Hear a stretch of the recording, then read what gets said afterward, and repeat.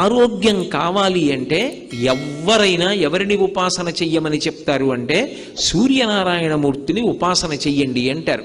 ఇప్పటికీ పిల్లల దగ్గర నుంచి పెద్దల వరకు సూర్య నమస్కారాలు చేస్తారు. ఆ సూర్య నమస్కారాల్లో కేవలం 10 విధములైనటువంటి భంగిమలతో చేసే నమస్కారాలు ఉన్నాయి. అవి తేలికగా చెయ్యడానికి వీలుగా ఉంటాయి. ఆ సూర్య నమస్కారం చెయ్యడం కేవలము శరీరమునకు ఆరోగ్యం ఇవ్వడానికి ఒక్కదానికే కాదు, ఆ సమయంలో సూర్య బింబాన్ని ఉపాసన చేస్తారు మనసుతో.